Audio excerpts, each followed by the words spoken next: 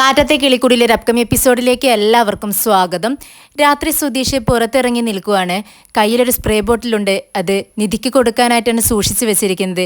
പക്ഷെ അത് കൊടുക്കുന്ന സമയം നിധി അത് നിഷേധിക്കുമെന്നാണ് സുധീഷ് പ്രതീക്ഷിക്കുന്നത്.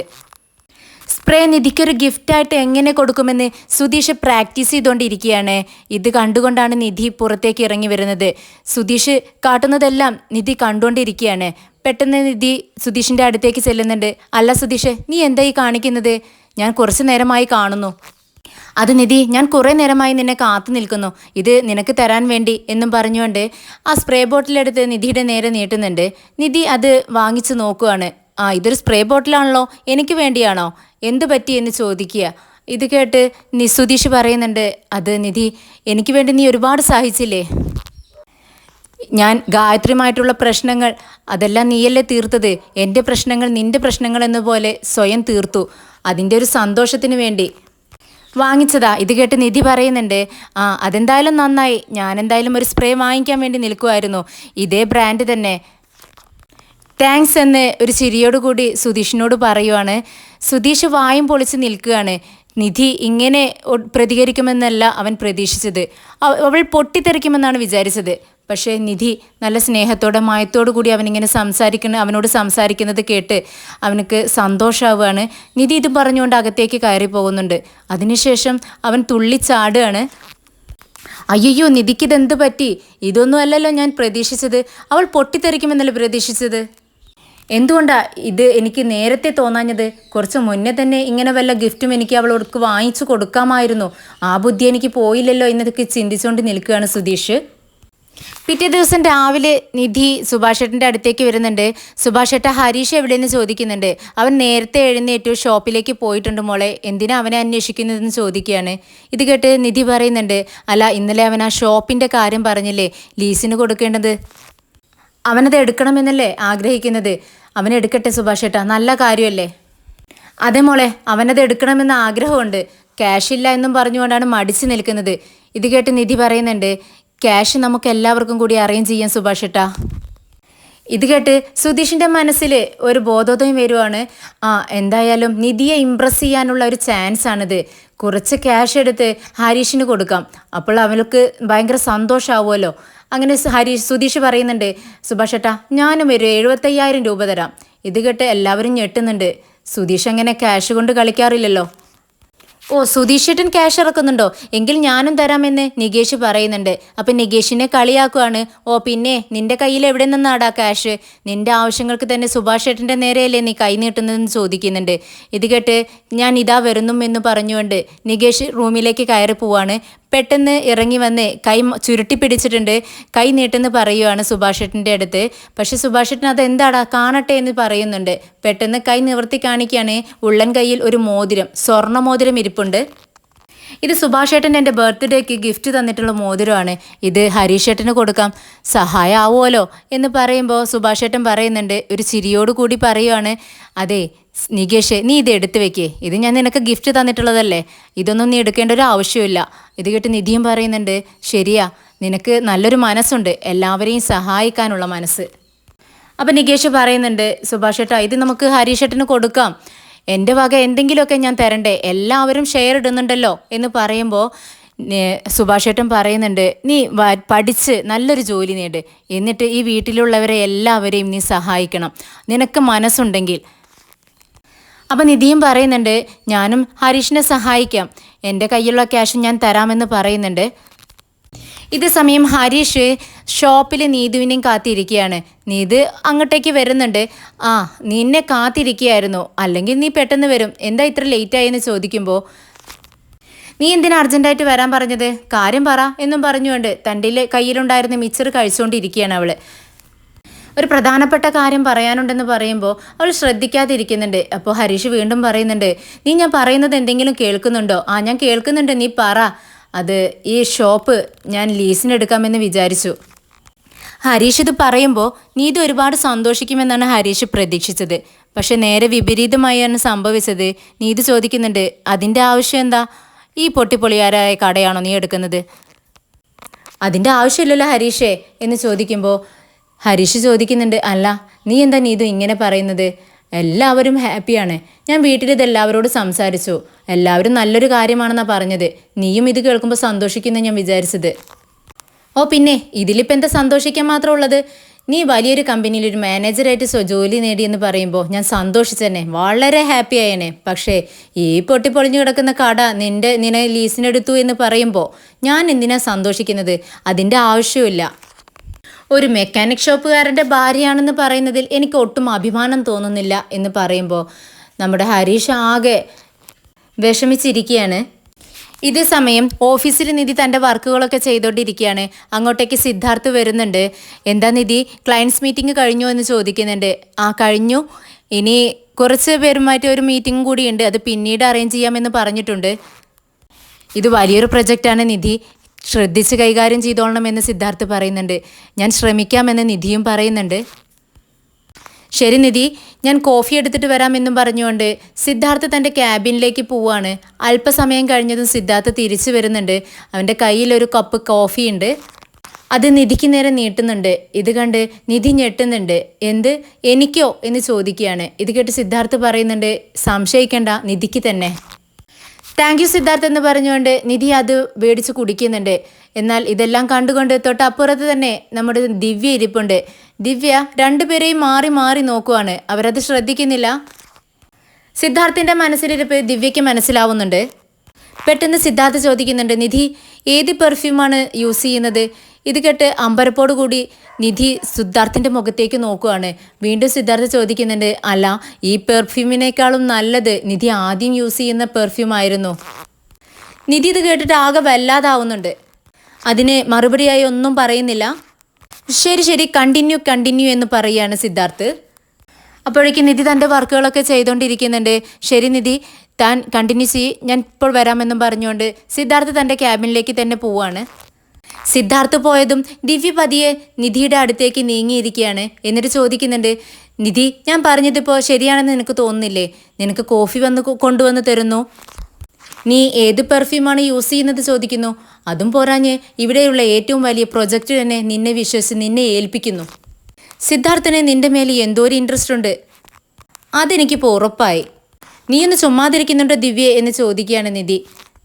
ശരി ശരി, നടക്കട്ടെ എന്ന് പറഞ്ഞുകൊണ്ട് ദിവ്യ തൻ്റെ ജോലികൾ ചെയ്തുകൊണ്ടിരിക്കുകയാണ്. അപ്പോൾ നിധിക്കും ഒരു ഡൗട്ട്, ഇനി ദിവ്യ പറഞ്ഞത് ശരിയായിരിക്കുമോ? അങ്ങനെ വല്ല ചിന്തയും സിദ്ധാർത്ഥിൻ്റെ മനസ്സിലുണ്ടോ എന്നിങ്ങനെ ഡൗട്ടോടു കൂടി നിധി ഇങ്ങനെ ആലോചിച്ചിരിക്കുകയാണ്. അപ്പോഴാണ് സിദ്ധാർത്ഥ് തൻ്റെ കയ്യിലൊരു കോഫിയുമായി അതിലേ വരുന്നത്. നിധിയുടെ മുഖത്തേക്ക് തന്നെ സൂക്ഷിച്ച് നോക്കിക്കൊണ്ട് അപ്പുറത്തേക്ക് പോവുകയാണ്. പെട്ടെന്നാണ് നിധിക്കൊരു കോള് വരുന്നത്. നിധിയുടെ ഫ്രണ്ട് ശ്വേതയാണ്. എന്തു പറ്റി ശ്വേത എന്ന് ചോദിക്കുന്നുണ്ട് നിധി. അത് ഒരു പ്രശ്നമുണ്ട്, ഞാൻ വർക്ക് ചെയ്തുകൊണ്ടിരിക്കുന്ന കമ്പനിയിൽ ഒരു പ്രൊജക്റ്റ് ചെയ്ത് തീർക്കാനുണ്ട് നിധി. പക്ഷേ എനിക്ക് ടൈമില്ല, വീട്ടിലാണെങ്കിൽ ഒരുപാട് പ്രശ്നങ്ങളുണ്ട്. അതുകൊണ്ട് നിന്നെ ഏൽപ്പിക്കാമെന്ന് ഞാൻ വിചാരിച്ചു. നീ കോളേജിൽ നല്ല ആക്റ്റീവ് ആയിരുന്നല്ലോ. ഒരു ഓഫീസ് പ്രൊജക്റ്റാണ് ചെയ്യാനുള്ളതെന്ന് പറയുമ്പോൾ നിധി പെട്ടെന്ന് പറയുന്നുണ്ട്, പറ്റില്ല ശ്വേത, ഞാൻ ഓൾറെഡി ഒരു വലിയ പ്രൊജക്റ്റ് ഇപ്പോൾ ഏറ്റെടുത്തിട്ടുണ്ട്. ആദ്യമായിട്ടാണ് എന്നെ ഇത് ഏൽപ്പിക്കുന്നത്. അത് ചെയ്തു തീർക്കാൻ തന്നെ എനിക്ക് സമയമുണ്ടാവില്ല. അതുകൊണ്ട് എനിക്ക് പറ്റില്ല എന്ന് തീർത്ത് പറയാണ് നിധി. നീ ശ്രമിച്ചാൽ നടക്കും, എങ്ങനെയെങ്കിലും ഒന്ന് ചെയ്തതാ എന്ന് ശ്വേത പറയുമ്പോൾ പറ്റില്ലെന്ന് തന്നെ പറയുന്നുണ്ട് നിധി. കോള് കട്ടാക്കിയതും നിധിയുടെ മനസ്സിലേക്ക് താൻ സുഭാഷ് ഏട്ടന് കൊടുത്ത വാക്കാണ് ഓർമ്മ വരുന്നത്. ഹരീഷിൻ്റെ ഷോപ്പ് ലീസിനെടുക്കാൻ വേണ്ടി താനും കുറച്ച് ക്യാഷ് തരാമെന്ന് സുഭാഷ് ഏട്ടനോട് നിധി പറഞ്ഞിട്ടുണ്ട്. പെട്ടെന്ന് നിധി ഫോണെടുത്ത് പുറത്തേക്ക് ഇറങ്ങുവാണ്. എന്നിട്ട് ശ്വേതയ്ക്ക് വിളിക്കുന്നുണ്ട്. ശ്വേത, നീ പറഞ്ഞ വർക്ക് ഞാൻ ഏറ്റെടുക്കാം, പക്ഷേ എനിക്കെന്താ ക്യാഷ് എത്ര തരുമെന്ന് ചോദിക്കുകയാണ്. അപ്പോൾ ശ്വേത പറയുന്നുണ്ട്, ആകെ 60,000 രൂപയാണ് കിട്ടുന്നത്, അതിൽ 50,000 നീ എടുത്തോ, എനിക്ക് 10,000 മാത്രം തന്നാൽ മതി. ഇത് കേട്ടതും നിധിക്ക് സന്തോഷമാവുകയാണ്. അപ്പോൾ നിധി പറയുന്നുണ്ട്, ഞാൻ വർക്ക് ചെയ്തു തരാം, പക്ഷേ ക്യാഷ് ഞാൻ വർക്ക് ചെയ്തു തരുന്ന നിമിഷം തന്നെ എൻ്റെ അക്കൗണ്ടിലേക്ക് ഇടണം. അവർ തരുന്ന സമയത്ത് നീ എടുത്തോ എന്ന് പറയുമ്പോൾ അതിനോ എന്ത് വേണമെങ്കിലും ചെയ്യാം, ഓക്കെ എന്ന് പറയുകയാണ് ശ്വേത. ഇതേ സമയം സുധീഷ് നികേഷിൻ്റെ അമ്മയെ കണ്ടു എന്ന് പറയുന്ന സ്ഥലത്തെത്തി തൻ്റെ ഫോണിലുള്ള നികേഷിൻ്റെ അമ്മയുടെ ഫോട്ടോ കാണിച്ച് അറിയുമോ എന്ന് ചോദിക്കുന്നുണ്ട്. എന്നാൽ ആരും തന്നെ അറിയത്തില്ല എന്നാണ് പറയുന്നത്. സുധീഷ് പെട്ടെന്ന് വണ്ടിയെടുത്ത് തിരിയുന്ന സമയത്ത് ഓപ്പോസിറ്റ് സൈഡിൽ നിന്നും നികേഷിൻ്റെ അമ്മ വരുന്നുണ്ട്. സുധീഷ് അത് ശ്രദ്ധിക്കുന്നില്ല. പെട്ടെന്ന് അവരെ ഇടിക്കാനായിട്ട് തുടങ്ങുവാണ്. അവരുടെ കയ്യിൽ നിന്നും സാധനങ്ങളെല്ലാം താഴെ വീഴുന്നുണ്ട്. സുധീഷിൻ്റെ വണ്ടിയാണെങ്കിൽ മറിയാൻ തുടങ്ങുന്നുണ്ട്. പെട്ടെന്നത് പിടിച്ച് ശരിയാക്കുവാണ്. സുധീഷ് വണ്ടിയിൽ നിന്നും ഇറങ്ങി സോറി സോറി എന്ന് പറഞ്ഞുകൊണ്ട് താഴെ കിടന്നിരുന്ന സാധനങ്ങളെല്ലാം കവറിലേക്ക് ഇട്ട് കൊടുക്കുന്നുണ്ട്. എന്നാൽ തൻ്റെ മുന്നിലുള്ളത് നികേഷിൻ്റെ അമ്മയാണെന്നുള്ളത് സുധീഷ് ശ്രദ്ധിക്കുന്നില്ല. അവർ ആ കവറും പിടിച്ചുകൊണ്ട് അവിടെ നിന്നും പോയി കഴിഞ്ഞതിന് ശേഷമാണ് സുധീഷിൻ്റെ മനസ്സിലേക്ക് ആ മുഖം തെളിഞ്ഞു വരുന്നത്. പെട്ടെന്ന് തൻ്റെ ഫോൺ എടുത്ത് അതിലെ ഫോട്ടോ നോക്കുകയാണ്. അതെ, ഇത് നികേഷിൻ്റെ അമ്മ തന്നെയാണല്ലോ എന്നും പറഞ്ഞുകൊണ്ട് അവരുടെ പോയ ആ വഴിയെ സുധീഷ് വണ്ടി കൊണ്ടു പോവുകയാണ്. ഇതേസമയം നികേഷിൻ്റെ അമ്മ വീട്ടിലെത്തുമ്പോൾ കാണുന്ന കാഴ്ച, വീട്ടിനകത്തിരിക്കുന്ന സാധനങ്ങളെല്ലാം പുറത്ത് കിടക്കുന്നുണ്ട്. അതെല്ലാം പെറുക്കി വെക്കുന്ന ഭർത്താവിനെയാണ്. ഇതെന്താ നിങ്ങൾ ചെയ്യുന്നത്, എങ്ങനെയാണ് ഈ പാത്രങ്ങളെല്ലാം പുറത്തെത്തിയതെന്ന് ചോദിക്കുന്നുണ്ട്. അപ്പോൾ അദ്ദേഹം പറയുന്നുണ്ട്, അത് വട്ടിപ്പലിശക്കാരൻ വന്നിട്ടുണ്ടായിരുന്നു, പലിശ കൊടുക്കാത്തത് കാരണം സാധനങ്ങളെല്ലാം വലിച്ച് പുറത്തിട്ടു. നിങ്ങൾ അതും കണ്ടുകൊണ്ടിരുന്നോ, എതിർത്തില്ലേ എന്ന് ചോദിക്കുമ്പോൾ എൻ്റെ കിഡ്നി കൂടി അവൻ അടിച്ചെടുത്ത് പോയേനെ, അതുകൊണ്ടാണ് ഞാൻ അവനെ എതിർക്കാതിരുന്നത് എന്ന് പറയുന്നുണ്ട്. അങ്ങനെ അവർ തമ്മിൽ വഴക്കുണ്ടാവുകയാണ്. ഇത് കണ്ടുകൊണ്ടാണ് സുധീഷ് അങ്ങോട്ടേക്ക് വരുന്നത്. അവർ തമ്മിൽ വഴക്കുണ്ടാക്കുന്നത് കണ്ടതുകൊണ്ട് തന്നെ സുധീഷ് അടുത്തേക്ക് ചെല്ലുന്നില്ല. ദൂരെ നിന്ന് ഏതാണ് വീട് എന്നൊക്കെ മനസ്സിലാക്കി അവിടെ നിന്നും തിരിച്ചു പോകുന്നുണ്ട്. കുറച്ചു ദൂരം പോയതും സുധീഷ് തൻ്റെ വണ്ടി റോഡിനോട് സൈഡാക്കി നിർത്തുവാണ്. എന്നിട്ട് നിധിയെ വിളിക്കുന്നുണ്ട്. സുധീഷിൻ്റെ കോള് കണ്ടതും നിധി ഒരു വർക്ക് ചെയ്തുകൊണ്ടിരിക്കുന്നതിനിടയിലായതുകൊണ്ട് പെട്ടെന്ന് കോള് കട്ട് ചെയ്യുകയാണ്. എന്നാൽ സുധീഷ് വീണ്ടും വിളിക്കുന്നുണ്ട്. അപ്പോൾ നിധി കോൾ അറ്റൻഡ് ചെയ്യുന്നുണ്ട്. സുധീഷ്, ഞാനൊരു അർജൻറ്റ് വർക്കിലായിരുന്നു, അതുകൊണ്ടാണ് കോൾ എടുക്കാതിരുന്നതെന്ന് നിധി പറയുകയാണ്. ഇത് കേട്ട് സുധീഷ് പറയുന്നുണ്ട്, എങ്കിൽ ഞാൻ നിധി പിന്നീട് വിളിക്കാം. വേണ്ട, നീ പറഞ്ഞോ, എന്താ കാര്യമെന്ന് നിധി ചോദിക്കുന്നുണ്ട്. ഇത് കേട്ട് സുധീഷ് സന്തോഷത്തോടെ പറയുന്നുണ്ട്, കുറേ നാളായിട്ട് നീ ആഗ്രഹിക്കുന്ന ഒരു കാര്യം ഞാൻ ഇന്ന് നേടിയെടുത്തു. എന്താ സുധീഷേ എന്ന് ചോദിക്കുമ്പോൾ സുധീഷ് പറയുന്നുണ്ട്, നികേഷിൻ്റെ അമ്മ താമസിക്കുന്ന സ്ഥലം ഞാൻ കണ്ടുപിടിച്ചു നിധി. ഇത് കേട്ടതും നിധിക്ക് ഒരുപാട് സന്തോഷമാവാണ്. പരിസരബോധം മറന്നുകൊണ്ട് തന്നെ, ആണോ, സത്യമാണോ നീ പറയുന്നതെന്ന് ഉച്ചത്തിൽ ചോദിക്കുകയാണ്. ഓഫീസിലാണ് ഇരിക്കുന്നതെന്നുള്ളൊരു ബോധം പോലും നിധിക്കില്ല. എല്ലാവരും കേൾക്കുന്നുണ്ട്. ദിവ്യയും മറ്റുള്ളവരും എല്ലാം നിധിയെ തന്നെ നോക്കിയിരിക്കുകയാണ്. ദിവ്യ നിധിയോട് എന്താ നിധി എന്ന് ചോദിക്കുമ്പോൾ സോറി ഒന്നുമില്ല എന്നും പറഞ്ഞുകൊണ്ട് അവൾ പുറത്തേക്ക് ഇറങ്ങുവാണ്. നിധി പുറത്തേക്ക് ഇറങ്ങിയതും സുധീഷിനോട് പറയുന്നുണ്ട്, പറ ബാക്കി പറ, എവിടെ വെച്ചാ കണ്ടത്. ഇത് കേട്ടതും സുധീഷ് പറയുന്നുണ്ട്, എവിടെ വെച്ചാ കണ്ടതെന്ന് പറഞ്ഞാൽ നിനക്ക് അറിയാൻ പറ്റുമോ? എന്നാലും പറ സുധീഷ് എന്ന് പറയുമ്പോൾ, അത് നമുക്ക് രണ്ടുപേർക്കും കൂടി അവിടെ പോവാം. അപ്പം നീ അവരോട് സംസാരിച്ചില്ലേ എന്ന് ചോദിക്കുന്നുണ്ട്. ഇല്ല, ഞാൻ സംസാരിച്ചില്ല. ഞാൻ എന്ത് സംസാരിക്കാനാ, നീ കൂടെ വാ എന്ന് പറയുമ്പോൾ നിധി പറയുന്നുണ്ട്, ശരി എങ്കിൽ നീ പെട്ടെന്ന് വാ, നമുക്ക് രണ്ടുപേർക്കും കൂടി പോയി സംസാരിക്കാം. എന്തായാലും നികേഷ് ഇപ്പോൾ അറിയണ്ട, സർപ്രൈസ് ആയിട്ടിരിക്കട്ടെ, ഓഫീസിലേക്ക് വാ, നമുക്ക് ഒരുമിച്ച് പോവാമെന്ന് പറയുന്നുണ്ട് നിധി. നിധി കോള് കട്ട് ചെയ്തതും സുധീഷ് ഹരീഷിനെ വിളിക്കുന്നുണ്ട്. ഹരീഷ്, ഒരു പ്രധാനപ്പെട്ട കാര്യം പറയാനുണ്ട്, എന്താണെന്ന് നിനക്ക് പറയാമോ എന്ന് ചോദിക്കുമ്പോൾ, നീയല്ലേ പറയേണ്ടത്, നീയല്ലേ എനിക്ക് വിളിച്ചത്, എന്താ കാര്യം, എനിക്കിവിടെ അർജൻറ്റ് വർക്കുകളൊക്കെ ചെയ്ത് തീർക്കാനുണ്ടെന്ന് പറയുന്നുണ്ട്. ഇത് കേട്ട് സുധീഷ് പറയുന്നുണ്ട്, അതിനേക്കാൾ പ്രധാനപ്പെട്ട കാര്യമാടാ ഇത്. എന്താന്ന് വെച്ചാൽ പറ എന്ന് പറയുകയാണ്. നമ്മുടെ നികേഷുമായിട്ട് സംബന്ധിച്ചൊരു കാര്യമാണ്. ഞാനും നിധിയും നികേഷിൻ്റെ അമ്മയെ കണ്ടുപിടിച്ചു എന്ന് പറയുമ്പോൾ ഹരീഷിന് വിശ്വസിക്കാൻ കഴിയുന്നില്ല. ഹരീഷ് വീണ്ടും പറയുന്നുണ്ട്, നീ എന്താ സുധീഷേട്ടാ പറഞ്ഞത്, എനിക്ക് കേൾക്കുന്നില്ല, അതോ ഞാൻ കേട്ടതിൻ്റെ തരക്കേടാണോ, നീ ഒന്നുകൂടി പറയാമോ എന്ന് ചോദിക്കുകയാണ്. ഇത് കേട്ട് സുധീഷ് ഒന്നുകൂടെ പറയുന്നുണ്ട്, ഉച്ചത്തിലാണ് പറയുന്നത്, ഹരീഷേ, നികേഷിൻ്റെ അമ്മയെ ഞാനും നിധിയും കൂടെ കണ്ടുപിടിച്ചു എന്ന് ഉച്ചത്തിൽ പറയുന്നത് കേട്ട് ഒന്ന് ഞെട്ടുന്നുണ്ട് നമ്മുടെ ഹരീഷ്. എന്തായാലും നീ ഇതിന് നികേഷിനെ അറിയിക്കേണ്ട, നിധി പ്രത്യേകം പറഞ്ഞിട്ടുണ്ട് അവനിത് അറിയാൻ പാടില്ല എന്ന്. അവൻ്റെ അമ്മ ഏത് മൂഡിലാണ് ഇരിക്കുന്നതെന്ന് അറിയില്ലല്ലോ, അവരുമായി സംസാരിച്ച് സെറ്റാക്കിയിട്ട് നമുക്ക് നികേഷിനെ കാണാൻ വേണ്ടി കൊണ്ടുപോകാം എന്ന് പറയുന്നുണ്ട്. അതിനുശേഷം സുഭാഷ് ഏട്ടനെ വിളിക്കുകയാണ് സുധീഷ്. ഒരുപാട് തവണ വിളിച്ചിട്ടും സുഭാഷ് ഏട്ടൻ ഫോൺ എടുക്കുന്നില്ല. ലാസ്റ്റ് എടുക്കുമ്പോൾ സുധീഷ് പറയുന്നുണ്ട്, എന്താ സുഭാഷ് ഏട്ടൻ ഇത്, എത്ര നേരമായി വിളിക്കണു. ഇത് കേട്ട് സുഭാഷ് ഏട്ടൻ പറയുന്നുണ്ട്, ഞാനിവിടെ ഒരു ജോലികളൊക്കെ ചെയ്തുകൊണ്ടിരിക്കുകയല്ലേ, വെറുതെ ഇരിക്കുകയല്ലല്ലോ. ഇത് കേട്ട് സുധീഷ് പറയുന്നുണ്ട്, ഞാൻ ഒരു അർജൻറ്റ് കാര്യം, നമ്മൾ ഒരുപാട് നാളായിട്ട് ആഗ്രഹിക്കുന്ന ഒരു കാര്യം പറയാൻ വേണ്ടി വിളിച്ചതാ, എത്ര സന്തോഷത്തോടെ വിളിച്ചതെന്ന് അറിയാമോ എന്ന് പറയുമ്പോൾ സുഭാഷേട്ടൻ പറയുന്നുണ്ട്, അതിനെന്താ നീ പറഞ്ഞോ, ഞാൻ കേൾക്കാം, എന്താ കാര്യം, സുഭാഷേട്ടൻ തന്നെ പറ, ഗസ് എന്ന് പറയുന്നുണ്ട്. സുഭാഷേട്ടൻ ഒരുപാട് തവണ ചിന്തിച്ച് നോക്കുന്നുണ്ട്. എന്നിട്ട് പറയുന്നുണ്ട്, എനിക്കൊന്നും അറിയില്ല, നീ തന്നെ പറ. ഇത് കേട്ട് സുധീഷ് പറയുന്നുണ്ട്, സുഭാഷ് ഏട്ടാ, നികേഷിൻ്റെ ആത്മയെ ഞങ്ങൾ കണ്ടുപിടിച്ചു. ഇത് കേട്ടതും സുഭാഷ് ഏട്ടന് ഒത്തിരി സന്തോഷമാവാണ്. നീ പറഞ്ഞത് സത്യമാണോ സുധീഷേ? നീ എവിടെ വെച്ച് അവരെ കണ്ടത്, എങ്ങനെ കണ്ടുപിടിച്ചതെന്നൊക്കെ ചോദിക്കുകയാണ്. ഇത് കേട്ട് സുധീഷ് പറയുന്നുണ്ട്, ഞാനല്ല, നിധിയാണ് കണ്ടത്. നിധി 2 ദിവസം മുന്നേ റോട്ടിൽ വെച്ച് കണ്ടിട്ടുണ്ടായിരുന്നു. എന്നോടത് പറഞ്ഞു. 2 ദിവസമായിട്ട് ഞാൻ തേടിക്കൊണ്ടിരിക്കുക, ഇന്നാ കണ്ടുപിടിച്ചത്. ഇത് കേട്ടതും സുഭാഷ് ഏട്ടൻ ചോദിക്കുന്നുണ്ട്, 2 ദിവസമായോ നീ തിരഞ്ഞു നടക്കുന്നു, എന്നിട്ട് എന്താടാ എന്നോട് പറയാതിരുന്നത്? ഇത് കേട്ട് സുധീഷ് പറയുന്നുണ്ട്, അതിനെ കണ്ടുപിടിച്ചതിന് ശേഷം മാത്രം പറഞ്ഞാൽ മതിയല്ലോ. ഇനി ഞങ്ങളുടെ തോന്നലാണോന്ന് അറിയത്തില്ലല്ലോ സുഭാഷ് ഏട്ടാ, അതുകൊണ്ടാണ് പറയാതിരുന്നത്. എന്തായാലും ഞാൻ അവരെ വീട്ടിലേക്ക് വിളിച്ചുകൊണ്ട് വരാം. അതുവരെ സുഭാഷ് ഏട്ടൻ ഇതൊന്നും നികേഷിനെ അറിയിക്കരുത്, സർപ്രൈസ് ആയിട്ട് ഇരിക്കട്ടെ. ഇത് കേട്ട് സുഭാഷ് ഏട്ടൻ പറയുന്നുണ്ട്, ശരി, ഞാൻ ആരോടും പറയില്ല, നീ അവരെയും കൂട്ടി വീട്ടിലേക്ക് വാ. ശരി സുഭാഷ് ഏട്ടാ, ഞാനും നിധിയും കൂടി പോയി സംസാരിക്കട്ടെ, അവരെ പറഞ്ഞ് മനസ്സിലാക്കട്ടെ എന്ന് പറയുന്നുണ്ട്. ഇതേ സമയം ഓഫീസിലെ വർക്ക് കഴിഞ്ഞ് നിധിയുടെ ഒപ്പമുള്ളവരെല്ലാം പോയി കഴിഞ്ഞിരുന്നു. എന്നാൽ ദിവ്യ പോകുന്ന സമയത്ത് നിധിയോട് ചോദിക്കുന്നുണ്ട്, നിധി നമുക്ക് പോവാം? അപ്പം നിധി പറയുന്നുണ്ട്, ഇല്ല, എന്നെ വിളിക്കാനായിട്ട് ഞാൻ സുധീഷിനോട് വരാൻ പറഞ്ഞിട്ടുണ്ട്, ഞങ്ങൾ ഒരുമിച്ചാണെന്ന് പോകുന്നതെന്ന് പറയുന്നുണ്ട്. അങ്ങനെ ദിവ്യയും അവിടെ നിന്ന് ഇറങ്ങാൻ തുടങ്ങുകയാണ്.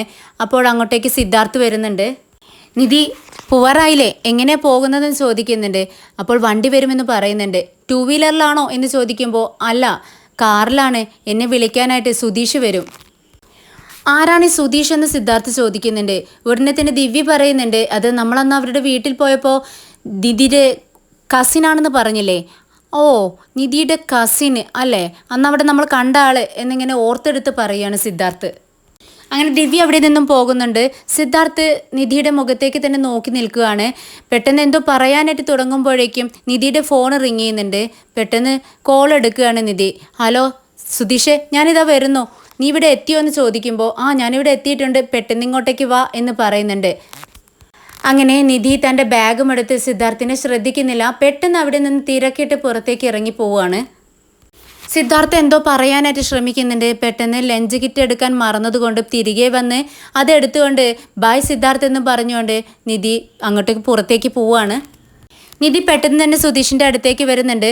അവർ നികേഷിൻ്റെ അമ്മയെക്കുറിച്ചും എങ്ങനെ കണ്ടുപിടിച്ചു എന്നതിനെക്കുറിച്ചൊക്കെ സംസാരിച്ചുകൊണ്ടിരിക്കുകയാണ്. ഇതേ സമയം അത് കണ്ടുകൊണ്ടാണ് സിദ്ധാർത്ഥ് പുറത്തേക്ക് ഇറങ്ങി വരുന്നത്. ഇവർ തമ്മിൽ ഇങ്ങനെ വളരെ ഹാപ്പിയായിട്ട് സംസാരിച്ചുകൊണ്ട് നിൽക്കുന്നത് കാണുമ്പോൾ സിദ്ധാർത്ഥിന് ഒട്ടും സഹിക്കാൻ കഴിയുന്നില്ല. അവൻ്റെ മുഖം മാറുന്നുണ്ട്. ഇവരുടെ തൊട്ടപ്പുറത്ത് നിന്നുകൊണ്ട് നമ്മുടെ ദിവ്യ ഇത് കാണുന്നുണ്ട്.